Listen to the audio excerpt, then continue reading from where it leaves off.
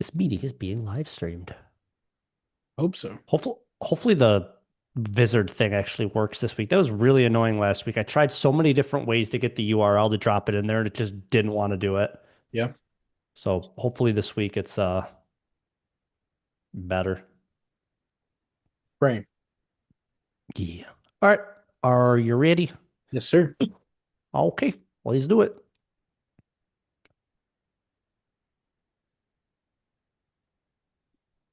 Hello and welcome to the Warrior House podcast, where Warrior Pride lives. I'm your host, Ryan Reingart, joined by my co-host, Mike Sangster. Thanks for joining us on episode 118 of the Warrior House podcast. Almost through January, Sangster. Almost through. Almost through. We got less than a week now. We got 3 days, 4 days, something like Yep. that. Sunday's But going to be celebratory for some of us. oh yes. Did you hear that Rutgers, as Dave Ramsey would say, Rutgers is in debt right now. Yeah, they're in big debt. I wanted to spend a little bit of time talking about this because I thought this was kind of interesting for a reason that we'll get to in just a second here. But I guess for those who have not been all that close to the D1 athletic environment, there's a story that came out recently about Rutgers University, and after joining the Big Ten in 2014, at this point they've racked up a $517 million deficit, meaning a little over $500 million. That alone is enough money. And just like one of the articles I saw also calls out the fact that Colorado, the University of Colorado Boulder, is kind of experiences a similar thing, being that they're paying Deion Sanders a ton of money, that just being a part of it. But it kind of brings into light, like when you get to some of these bigger universities, the expenses that come with all of the different varsity sports that they have, as well as junior varsity, if they have those, all of the different facilities, all of the staff that goes into it, all of the marketing, yada, yada, yada, oh, so on and so forth. Like there's so much to it that you would think like Rutgers being in the Big Ten, like there's plenty of eyes, but like, they're so low, in my opinion, and I think this article kind of explains it very well, that they're low when it comes to the Big Ten environment, that they're not really reaping the benefits to be able to get these big surpluses and sell their brand really the same that like maybe like Ohio State or Michigan or some of the other schools are able to do. Yeah, it's kind of a weird situation where they definitely have the media market for it. They're certainly getting the Big Ten, media rights deal. It's not like the ACC, I think, where uh, only like one team gets certain payouts. I think it's split evenly in the Big Ten, but just goes to show that even those big media deals, they aren't all they're cracked up to be. And if the support isn't there, or if the team isn't doing enough, and I should say teams that in the athletic department in general aren't doing enough, either on the field or just culture wise to sell it to student body stakeholders, things like that. It can be a real tough time in college athletics. Yeah, and it certainly seems like this is one of those universities that's really kind of struggling. And who knows what'll come of it. It just like, is there really that much of a concern that they're running so much of a deficit? I don't know. But the reason I wanted to bring this up, Sangster, is the reason that this caught my eye is because, of course, being a huge fans of a D2 school. If you don't know who that D2 school is, it's Wayne State. You're listening to a podcast about Wayne State athletics. But we talk quite a bit about like, wouldn't it be great if we moved up to D1? And I do think that it would be. I would love to be able to be able to play some of those D1 schools, be able to go and travel and make it like a regular season game to take on Michigan, to take on Eastern for like basketball teams and what have you. But that's not to say that there would not be added expenses should we need to make upgrades to our facilities, should we need to add more staff, should we need to boost marketing, should we have higher dues, should we join a D1 conference, like all of those things, like kind of were in the back of my mind. But then seeing something like this, and of course, the Big Ten's probably at the highest level when it comes to like the amount of dollars and cents it takes to really run a program.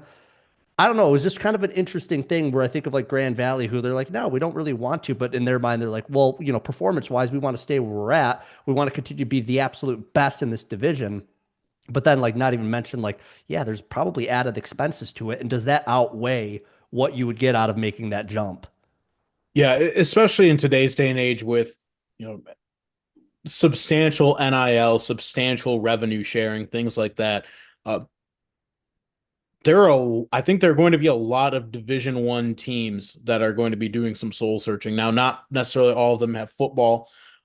Certainly on the basketball side, there's like I thought it was like over 300 teams or something like that. But I think a lot of them are going to be looking at, hey, say, hey, is it worth it to do Division I sports, especially considering that, yeah, some of them might not have football. And yeah, basketball, there's always that shot that you get to be on TV in March if you end up winning your conference. Only doesn't happen all the time, only to get blown out by, some bigger school in the first round, but you got your name out there on the ticker. I get it, but I think a lot of schools are going to be examining, like, is this worth it to us? And maybe they end up reclassifying even down to Division II, only because there's so much to compete with now.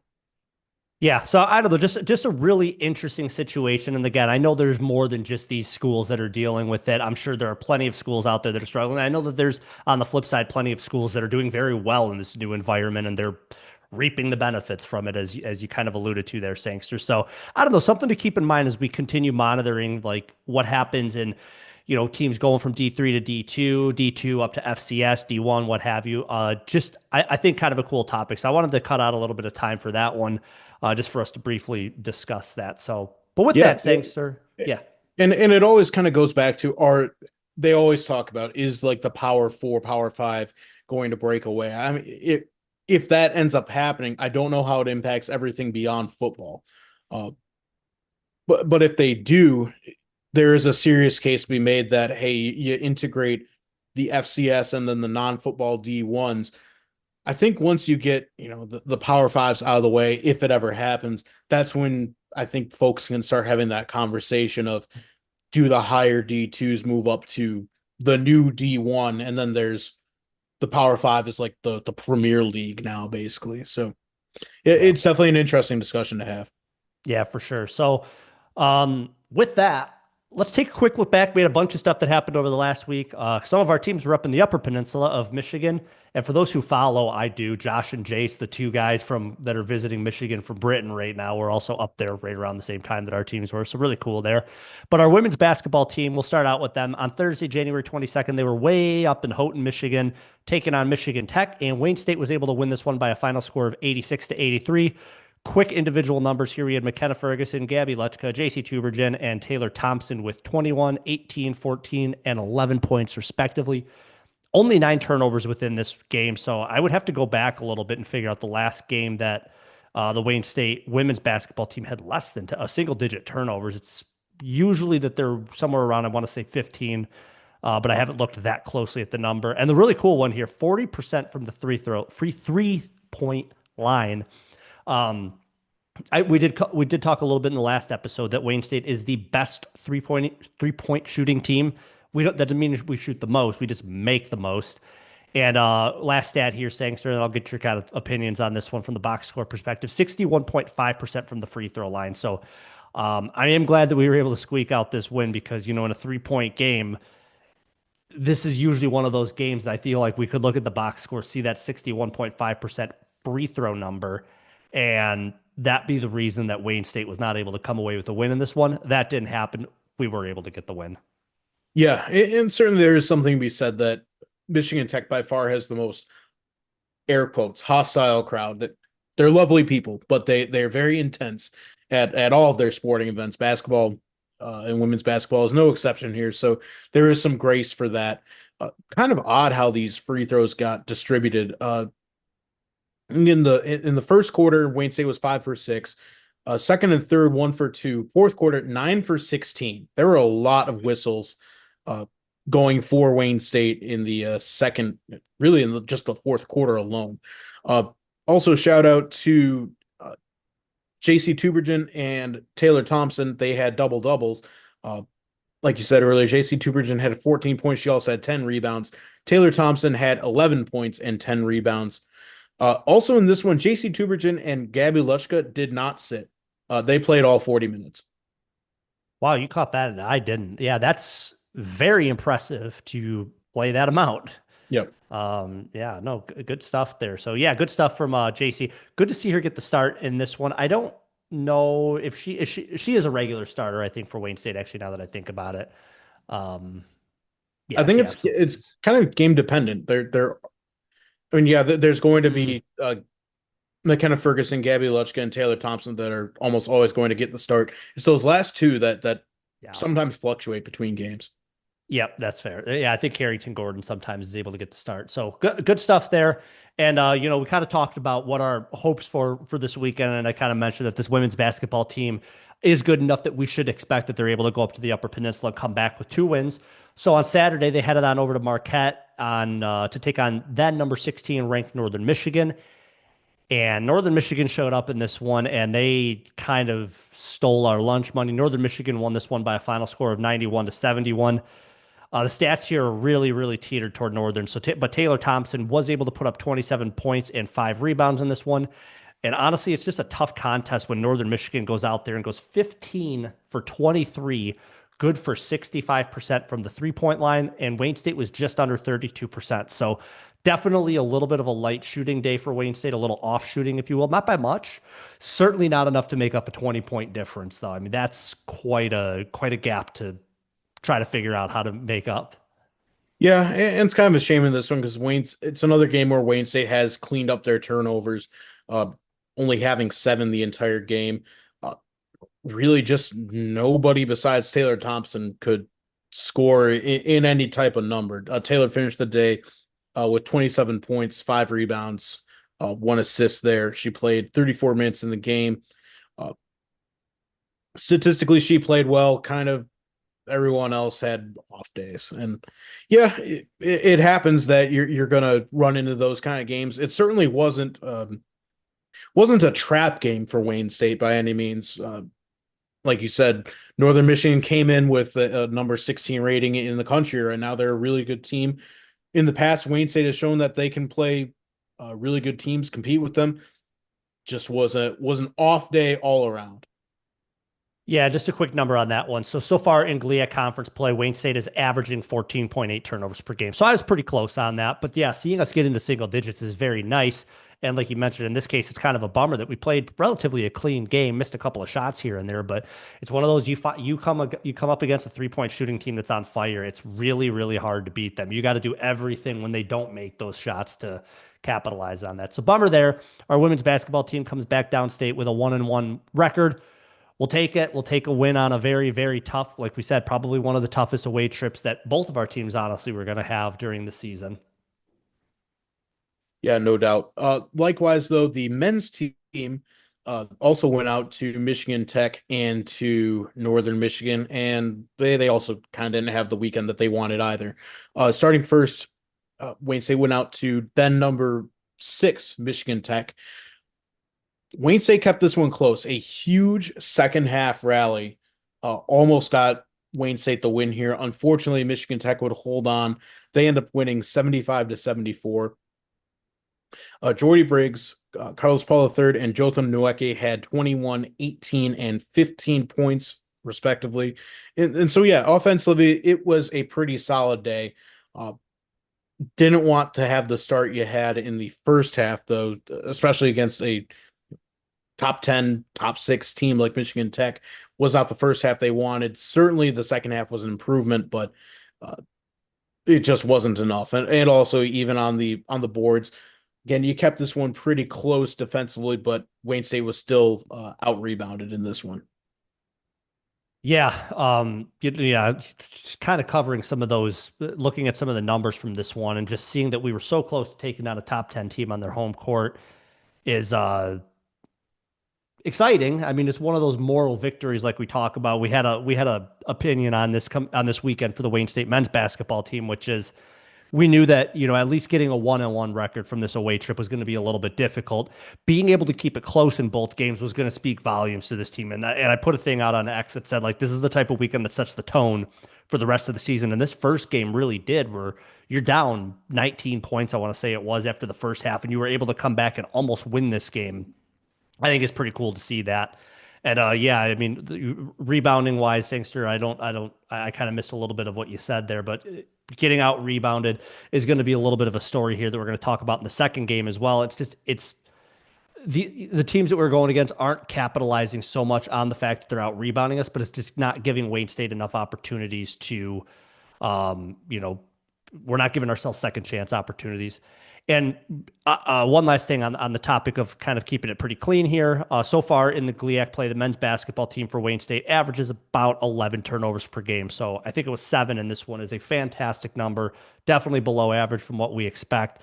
And, you know, it was certainly a reason I would say why we kept this game so close. Yeah, and especially getting off to a 20-point deficit in at the end of the first half. It was 43-23 going into halftime. So Wayne State was able to score 51 second half points. Certainly cleaned it up. But unfortunately, when you have 20-point deficits going into halftime, it's not going to lead to a lot of wins, especially with a Wayne State team that they're offensively good, but some of that offensive production where you just need to score and need to score quickly, like when you're down big, that hasn't necessarily been Wayne State's MO this season. Yeah, you're exactly right. And unfortunately, big time first half deficits were a story rolling into Saturday as Wayne State, the men's basketball team, headed to Marquette as well to take on then number 13 ranked Northern Michigan. Northern Michigan, much like the women's basketball team, won this one by a score of 83-62. And there must have been something going on within the Northern Michigan gym because it was hot in there for the Northern Michigan teams as they shot 46% from the 3-point line. Absolutely bizarre to see that. In this one, Jordan Briggs, Devin Bell, Carlos Paul III lead the way with 16, 10, and 9 points.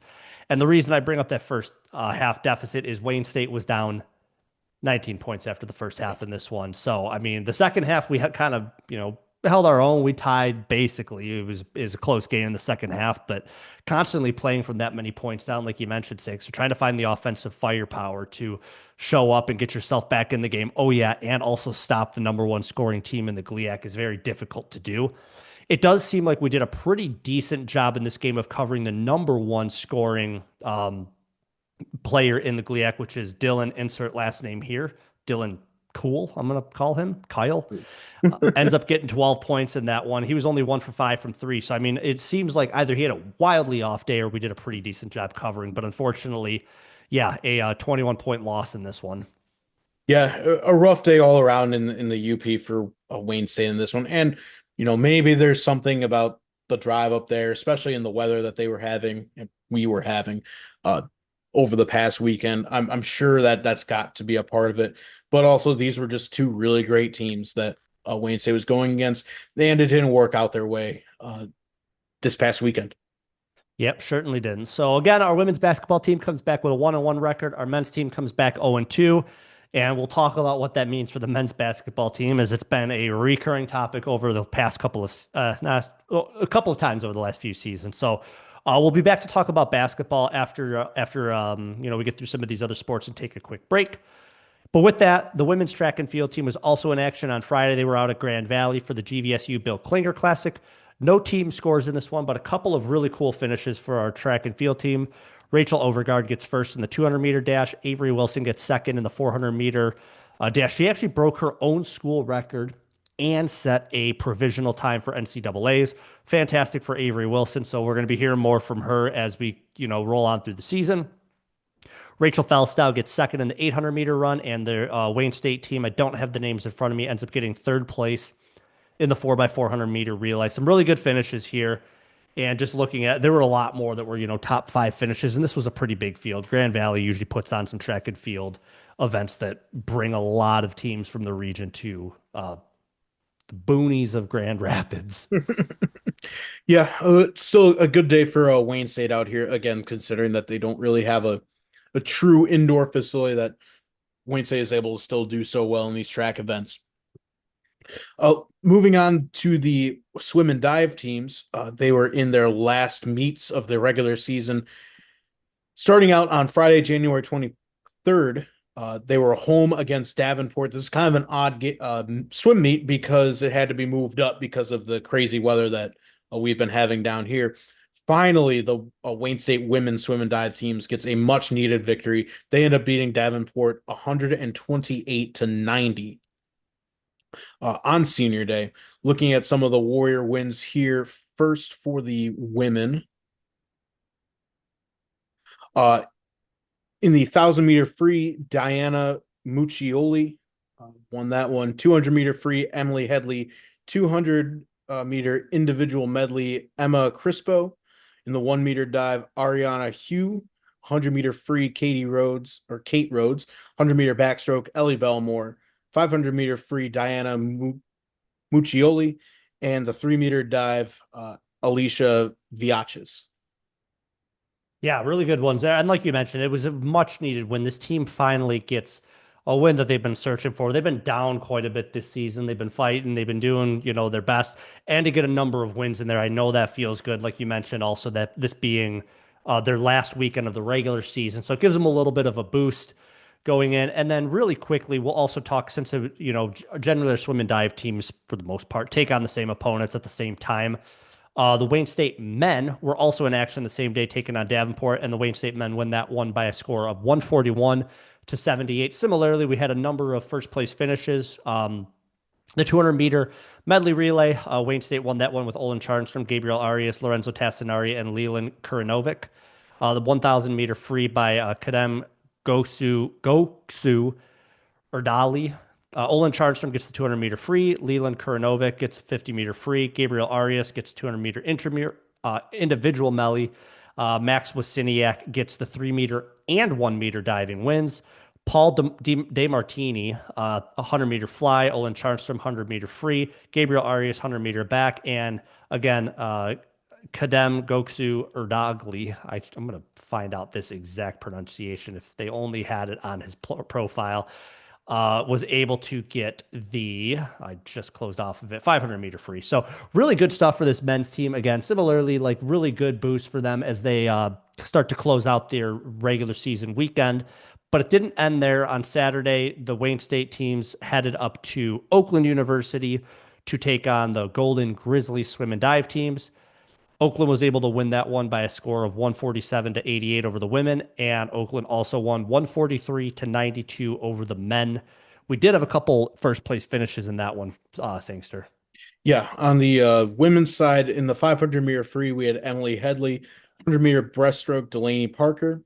And then the 200-meter free relay team won as well for Wayne State with Kate Rhodes, Josie Kuhn, Kelsey Mills, and Ellie Belmore.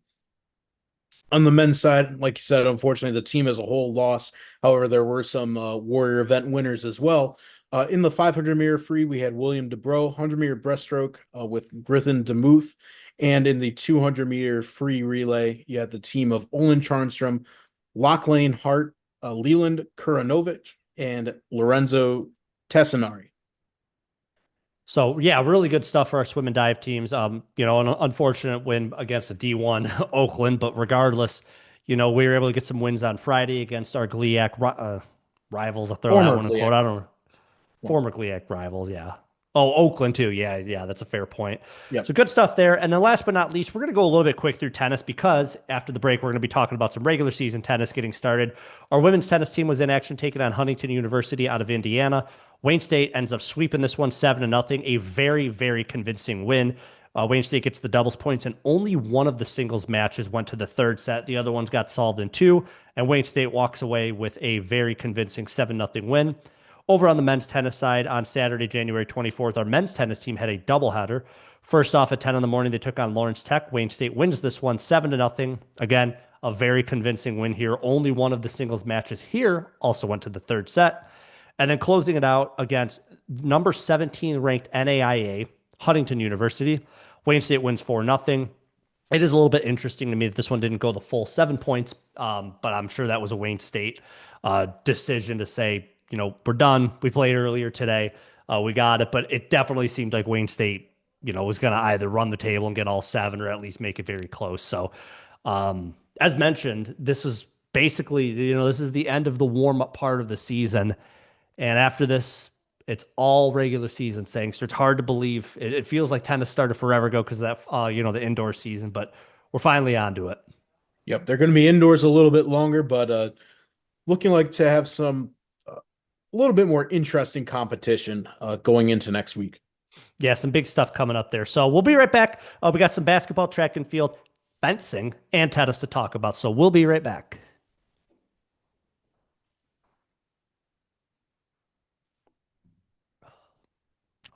Alrighty, let me get my stats for shooty hoops. Ferris. Yeah. Wow, we really need to play Purdue Northwest.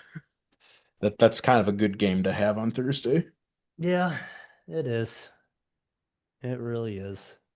I'm gonna be looking at conference only stats, Oh yeah. just so we're speaking the same language.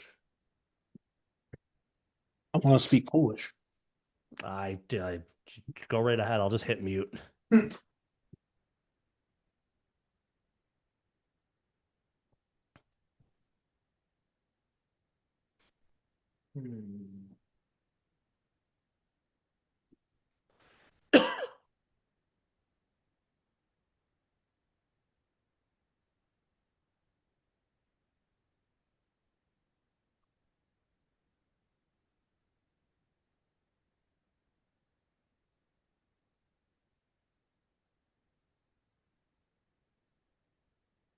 Cool. I see you're pouring a beer. What are you pouring? I'm pouring. Mosaic Promise. Dude, I can't wait. No, this is Kiwana Red Ridge. mm. I can't say I've had that. I can't say I've even seen that one. No, I think I got it when we went up to in November. Ah, I found it in my truck. I'm like, I should probably take this inside before it explodes in the mm, cold. yeah. Cool. All right. You got your stats. Yeah. GLAC. Can I find anything on the Schiller duels? It's probably everything. It's probably every school. All the schools. Sports. Standings. And we'll just go with that. We're heck, because we are crazy. We are halfway through the basketball conference slate. Yeah. Crazy. Okay, nothing about Schiller duels. I'm sure I could find individual teams, but it's going to be all of them. Yeah. Oh, yeah, it's early enough in the season. We don't need to know about Drury and Rockhurst unless, I'm good. yeah, we'll get more into that. So cool. Alrighty. We've been here.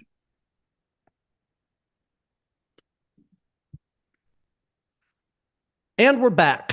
Starting out, Sangster, Wayne State women's basketball team currently sitting at 13-5 overall. They are 8-2 in conference play, and that's good enough to be in a three-way tie for second place in the GLIAC.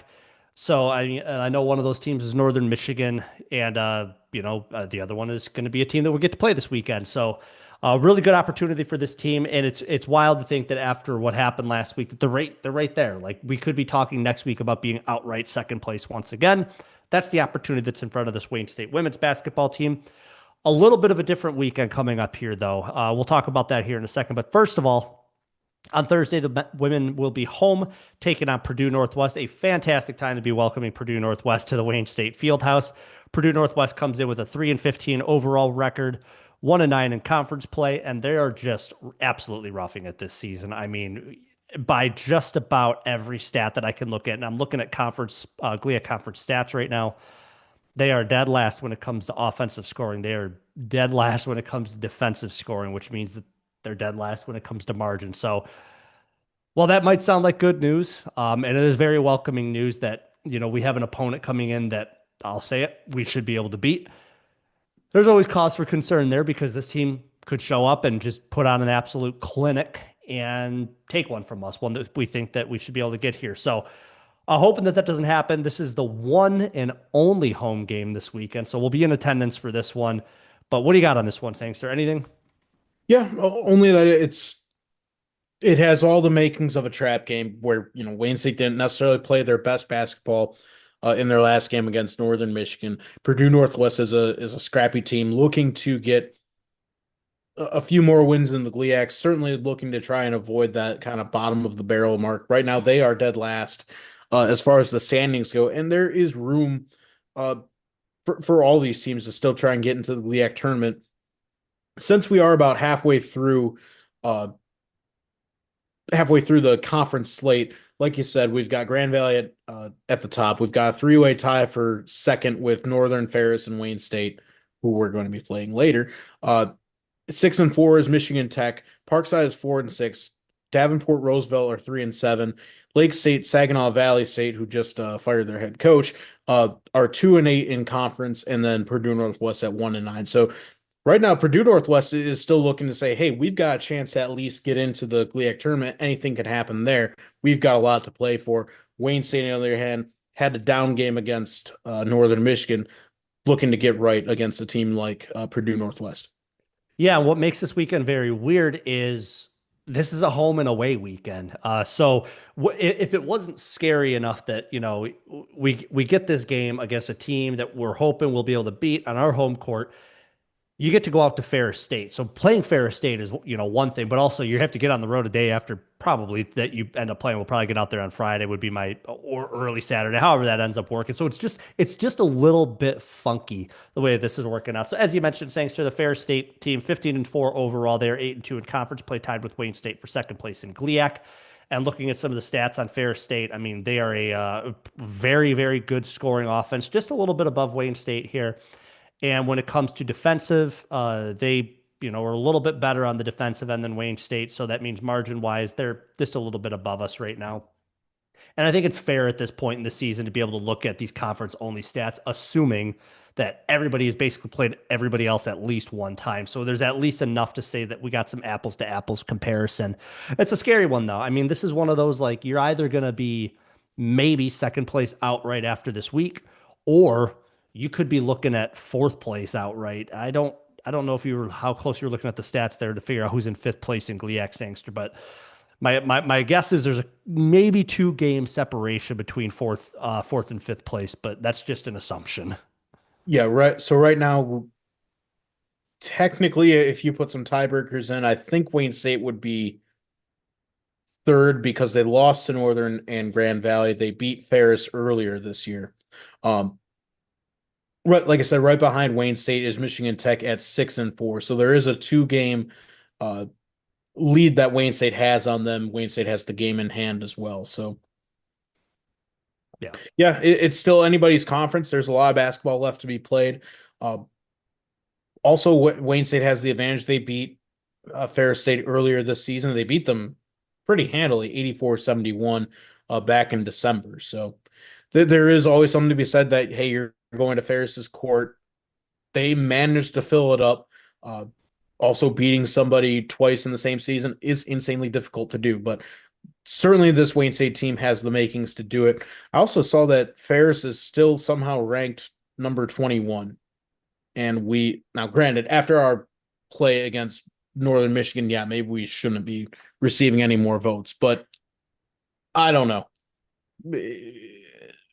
At the end of the day, all that matters is the Midwest regional rankings. That's what's going to tell you if you get into the NCAA tournament or not. But the fact that this Wayne State women's team wasn't getting any national recognition at all, that just didn't sit right with me. Nope, I completely agree. So this has all of the makings of a make your move weekend. This is going to be how you're going to separate it. So I mean, a game that you should be able to go out and win, and a game that if you're very serious, you got to at least go make it competitive. If not, go and get a win out at Ferris State. So we'll see what happens. Best of luck to our Wayne State women's basketball team. And speaking of teams that need to make a move, Sangster, believe it or not, the Wayne State men's basketball team is also sitting right there, ready to make a move at 8-8 overall, 5-5 in conference play. If this team could just separate themselves enough from this 500 mark, that'd be fantastic. But with that, they are good enough to be tied for fifth place in the GLIAC. So right around the middle of that, where the GLIAC tournament standings would be. And yeah, it's a big opportunity for them this week. And they also welcome in Purdue Northwest on Thursday to the Wayne State Fieldhouse. Purdue Northwest, a little bit better on this team. They are 7-10 overall, 3-7 in conference play. Again, I mean, just if you're just looking at where they fall in the standings, you'd like to think that this is a game that we should be able to get on our home court. Statistically, Purdue Northwest a little bit lower when it comes to offensive scoring. And defensively, they do show up on the defensive end a little bit better than Wayne State, not by much, but and that all leads to margin-wise that, we lead Purdue Northwest a little bit. So give us the home court advantage. I feel good about this one, and in order to kind of boost ourselves in the standings, this is one that we're going to need.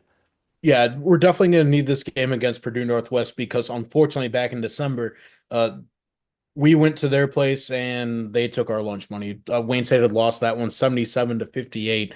Uh, really not a close game at all. But the way that shakes out, you're still pretty close in the standings. Wayne State's a little bit ahead of them. Wayne State is going to need this win to fend them off because Purdue Northwest, on the other hand, they're looking at this like, hey, we beat these guys before. We have the opportunity to beat them now. We get the season sweep on them. That instantly helps our standings uh, kind of much more than any other team at the moment right now. So certainly, Wayne State has their work cut out for them, make up for that loss back in December. Luckily, though, you are at home in the friendly confines of the Wayne State Fieldhouse. Yeah, and again, a funky turnaround for this Wayne State men's basketball team as well as they head out to Ferris on Saturday. Ferris State is 9-8 overall, 6-4 in conference play, so just squeaking ahead of the Wayne State team in the standings right now. And I just clicked off of the stats, so I really wish I wouldn't have done that. Um, Offensively, the Ferris State men's team right in the middle of the standings, just a little bit below Wayne State, and then defensively. They're actually all the way down at the bottom. So defensively, this Ferris State team has not showed up so far this season. It means they're second worst when it comes to margin, and Wayne State's definitely pretty comfortably in the top half. Great to see that.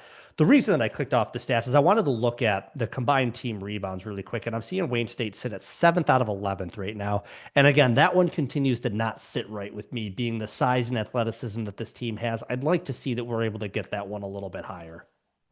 Yeah, no doubt about that. Looking at the standings also again because we're about halfway through the conference slate. You've got the two UP, well, the two. There are three because it's basketball. Michigan Tech and Northern Michigan right now are sitting at the top of the GLIAC, tied at 9-1. Grand Valley at 8-2, and then Ferris, who you're playing at 6-4. Right now, Wayne State is tied with Davenport at 5-5. You got Saginaw Valley, Parkside, Lake Superior State, and Purdue Northwest at 3-7. Then Roosevelt with 1-9. So again, Wayne State here is almost playing the role of the of Purdue Northwest in that last game, saying, "Hey, looking at Ferris, we got that win over you earlier in the season. If we beat you here, we're somewhere tied in our record. We've got games in hand over you. That certainly helps Wayne State's standings within the rest of the GLIAC. Right now, there's nothing you can really do about Michigan Tech, Northern Michigan. They seem to they're on a roll. Uh, Certainly, you're going to be seeing them later in the season. Uh, Hoping that you can put up some better numbers against them, but it's teams like Ferris that, hey, it's time to go to their court and show that you're for real. Yeah, you got that awesome win at home. Go take it on the road now. Yeah, and if there's one last thing I want to throw in there is yeah, Fair State, just for what it's worth, since both of our teams are really kind of competing with Fair State right in the standings right there. Mhm. Fair State then plays on Monday against Purdue Northwest. So just really, really funky how these scheduling work out. So be it. It's what you got to do when you have off numbers like that. You try to do, Thursday, Saturday sprints of games. So good luck as well to our Wayne State men's basketball team. Definitely going to be in attendance on Thursday. That's a much needed win for this team to be able to get the taste of the Upper Peninsula out of your mouth and just move on, get that win, focus on Fair State on that Saturday, and let's see if this team could start to make some moves. Yep. Looking ahead, though, to the rest of the Wayne State sports, we've got the women's indoor track and field team. They're going to be at split events over this next weekend. On Friday, January 30th, they'll be at just the Midwest Classic in Indianapolis, presumably hosted by UIndy. Then also on Friday and Saturday, they'll be at the Saginaw Valley State University Jets Pizza Invitational. Again, a brilliant name for a track meet. Again, Saginaw Valley's old women's basketball coach is not invited to this one. But best of luck to our Wayne State women's track and field teams out as they'll be across the Midwest right now. Yeah, a lot of events coming up for them, and I'm trying to see, what their February looks like. How much will be? Yeah, we'll be talking about them for quite a while to come. So that's Yep. fantastic to see. Good luck to those, squads that are heading out basically different directions.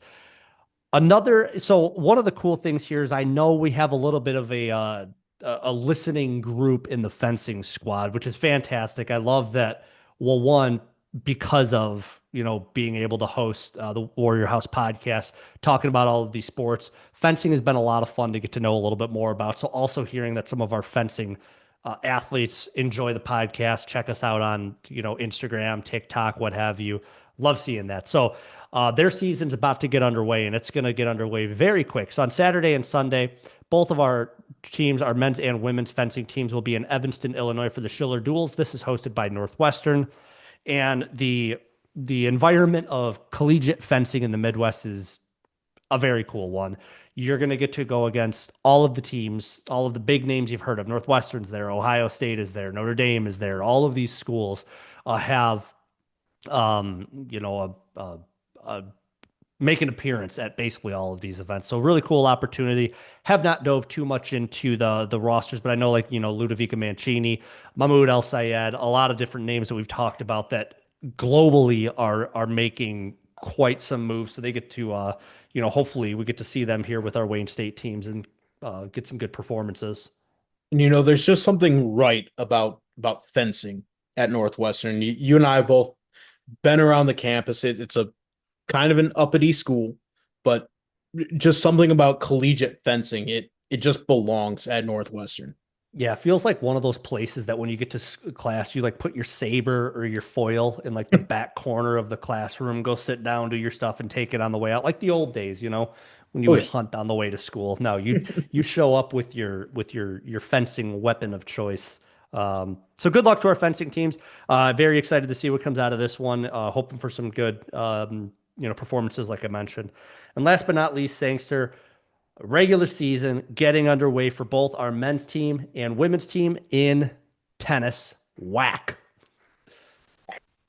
On Saturday and Sunday, both teams will be down in Indianapolis for a early regular season tournament. Starting out, well, they're both the same opponents. Men's and women's tennis on Saturday will be facing Drury University, and then on Sunday they'll both be playing Rockhurst. Yeah, so this one is actually hosted by UND. I don't really know if this is part of just I don't know. They didn't really say if this is a invite or some kind of a tournament or anything. I assume it's not a tournament just because you get to play these two teams. But yeah, I mean we talked. Invitation looks like. Yeah, we talked a little bit about I think we've talked a little bit more about the Wayne State men's tennis team and this women's tennis team. I mean, realistically, they've had a little bit of turnover, not too much, at least within the last season, but a little bit. And this men's tennis team has had a little bit of turnover. Cedric Dent moving along, as well as his name always skips my mind, Sangster, current graduate assistant coach for the Wayne State men's tennis team, but a little bit of turnover there. But they're not showing any signs of slowing down. I mean, they're nationally ranked right now in the top 25, which is fantastic to see. And taking on these two opponents, I'd like to think that we're going to see a couple of wins here. Daniel Gray is the guy you're looking for. Daniel Gray. I was going to say George. I'm like, that's not it. Yeah, Daniel Gray, of course. Yep. But yeah, that kind of wraps up this full week of Wayne State action. Yeah, a lot of stuff coming up. So those listening, like I said, we'll be in attendance on Thursday for the Wayne State basketball teams. Basketball games, come say hi if you are around. Other than that, good luck to all of our teams as they're going to be heading out of town this coming weekend. So with that, we appreciate everybody listening in on episode 118 of the Warrior House podcast. And remember, it's always a great day to be a Wayne State Warrior.